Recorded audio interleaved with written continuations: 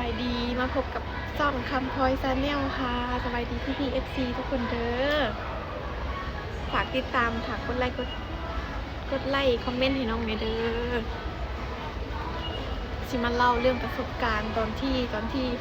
อ่าพูดเป็นตุกเป็นตักเลยนะตอนที่แรกๆตอนที่ลงมากรุงเทพลงมากรุงเทพแรกๆข่อยตัดสินใจนั่งรถเหมาลงมานะที่เจ้ารถเหมาแบบนี้นะหนีพม่านะอายุประมาณ11 ปีตอนนั้นน่ะข่อยลงมาอายุประมาณ11 ปียังไม่ทันได้ใหญ่เลยนะยังแบบน้อยๆเลยเป็นคนกระลองกระแรงเลยนะลงมากับหมู่2 คนตอนแรกๆก็ลงมารอบนึงแล้วลงมากับหลายคนลงมาพร้อมกับเจ้าแต่ว่าถือจับกลางทางโคราชนะแต่ถือจับแหละ ติดคุก10 มื้อข่อยก็เคยติดคุกนะแต่ว่าข่อยแบบจักแหละติดคุกกับออกไปหากินข้าวข้างนอกได้ตำรวจเมียตำรวจเพิ่นเป็นคนลาวเพิ่นใจดีนะเพิ่นกับเผาไปกินข้าวอยู่ร้านเพิ่นก็ได้ออกคือเก่านะแต่ว่ากลางคืนแล้วเขามานอนในห้องขังนะ10 มื้อนะเป็นนั่นทุกวันวันนี้พอ10 มื้อเขาเจ้าก็ส่งข่อยเมื่อประเทศลาวแต่ก็หนาพ่อแม่นะสิมาเสียเงินเอาหรือว่าจังไดบ่แน่ใจนี่บ่ชัวร์เพราะว่าบ่จื้อเลยตัวนี้นะแต่บัดนี้กลับเมื่อบ้านได้ประมาณเดือนนึงข่อยตัดสินใจลงมาใหม่อีกได้ลงมาแบบเก่าได้ ยังบ่ได้มีบัตรเพราะว่าบอกเลยว่าบ่มีเงินเฮ็ดบัตรตอนนั้นเป็นยังข่อยจึงตัดสินใจลงมากรุงเทพนะข่อยอยากได้โทรทัศน์พระเจ้าอยากได้โทรทัศน์ก็เลยลงมากรุงเทพลงมาหาเงินเพื่อที่ซื้อโทรทัศน์แล้วรถถีบคันนึงรถถีบซื้อโทรทัศน์กับรถถีบที่อยากได้นะแต่ที่นี่แบบพอว่ากรุงเทพได้ประมาณปีนึงบอกข่อยตัดสินใจยังบอกขาดมันนั่นข่อยตัดสินใจลงมาอีกรอบนึงลงมากับหมู่2 คนแบบนี้หมู่ผู้หญิงนั่งรถเมาลงมาคือเก่าแบบนี้แหละข่อยไปเอาเงินนะแบบนี้ข่อยบ่ได้เอาเงินตัวเองลงมาแล้วพ่อแม่บ่มีให้แล้วรอบนี้นะข่อยก็เลยตัดสินใจว่าไปเอาเงินข้างหน้าก็ได้ให้แถวแก้วให้ก้อนสินะแถวแก้วข่อยก็ใจดีออกเงินในข่อยก้อนให้เจ้าพอลงมารถเมาหมู่ข่อยที่ลงมาน้องข่อยผู้นึงนะนั่งบ่สบายนั่งเป็นไข้เลือดออกแต่ในลงมาห่อแล้วนั่งเฮ็ดเวียกบ่ได้เฒ่าแก่ข่อยก็เลยส่งนั่งกลับบ้านไปอีกบัดนี้เฒ่าแก่ข่อยส่งเงินหมู่ข่อยผู้นึงกลับบ้านข่อยจะข่อยนะให้แบบเด็กน้อยนะอยากเมื่อน้ำมั่วนะแล้วที่นี่ข่อยแบบเมื่อบ่ได้บัดนี้คันเมื่อแบบเงินที่ติดหนี้เพิ่นมือลงมานั่นอีกยังใส่ฮอดบ่เบิดซ้ำข่อยก็เลยตัดสินใจอยู่แบบมีคนบ้านคนลาวกันหลายคนอยู่นะข่อยอยู่ได้ทั้งซุมเอื้อยเพิ่นทั้งอ้ายเพิ่นแต่ก่อนซึ่งข่อยน่ะเป็นเด็กน้อยที่บ่รู้เรื่องหยังแบบเป็นแผลเต็มขาแต่เป็นแผลเต็มแข้งนะพี่แบบเด็กน้อยนะบ่รู้จักเงิน50 บาทนะเจ้าตอนเช้าหนูก็ลุกหนึ่งเข่าแบบหนูมีหน้าที่เท่านั้นนะลุกหนึ่งเข่าแล้วก็เด็ดพักนี่แหละถูบ้านถูเฮือนนะหนูมีหน้าที่เท่านั้นแหละเพราะหนูเด็กน้อยนะมันออกไปขายของกะแต่เขาแก้ก็ไม่ได้เห็นออกเห็นอยู่บ้านเห็นแบบทำความหลังเพื่อนกับชื่อ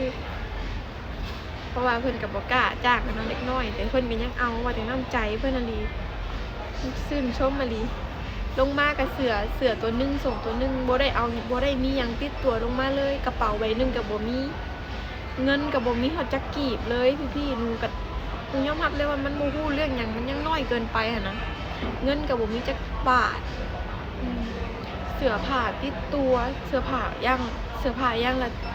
ชุดเดียวในตัวนะพอมาห่อเถาแก่ข่อยกับเล้ากับซื้อข่อยลงมาจากรถเมาปุ๊บเนาะเด็กน้อยมันเมารถเห็นนะตัวพอมาแต่สั้นเบื่อข่อยมันสั้นไปเบื่อลงมาห่อปุ๊บเถาแก่ข่อยกับไปพาข่อยไปซื้อส่ง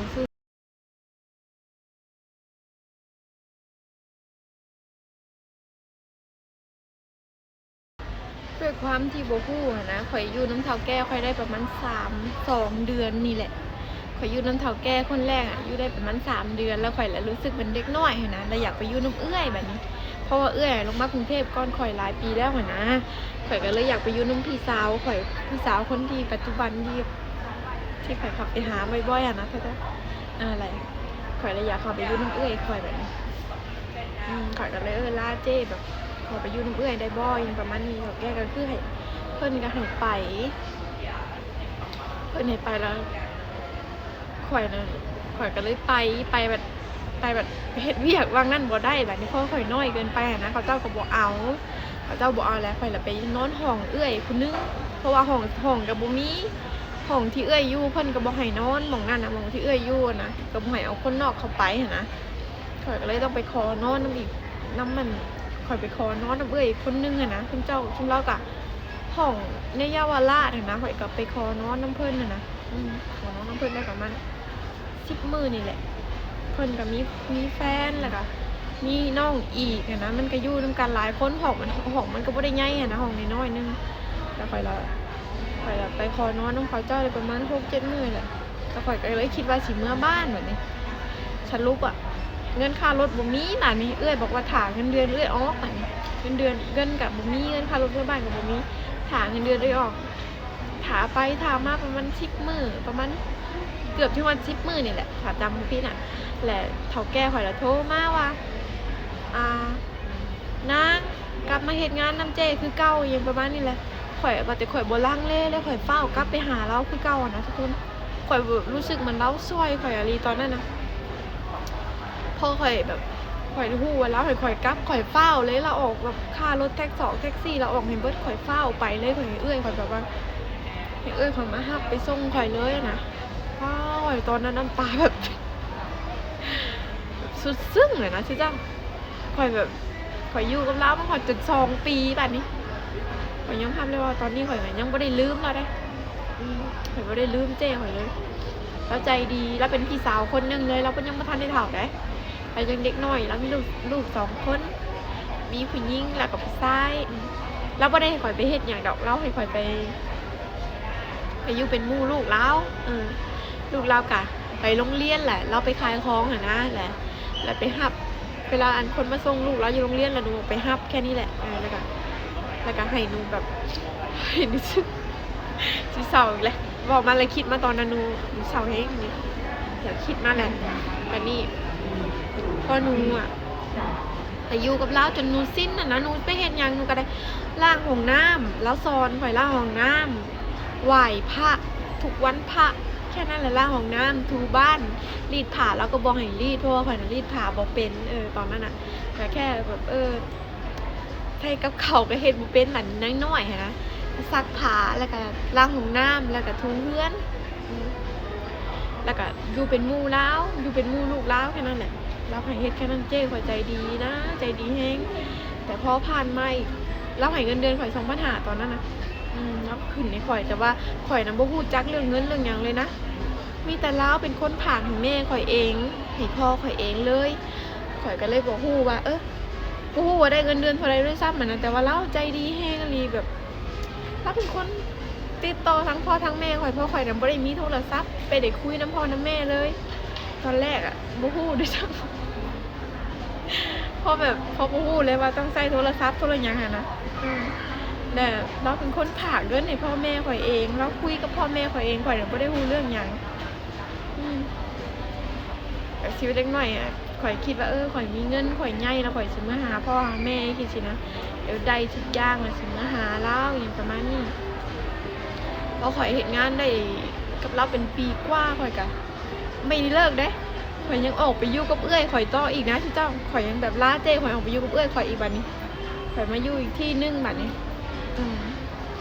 อันนี้อยู่กับพี่สาวโดยตรงเลยนี่นะอยู่ด้วยกันเลยแบบนี้นะเพราะว่า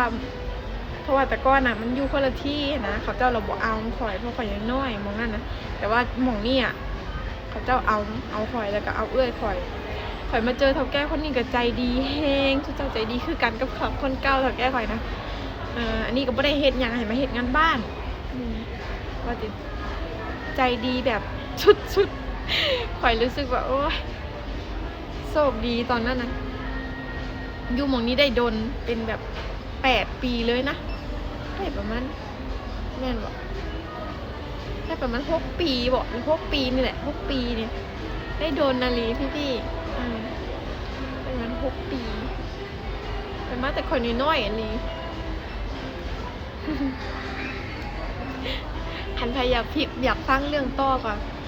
พิมพ์มา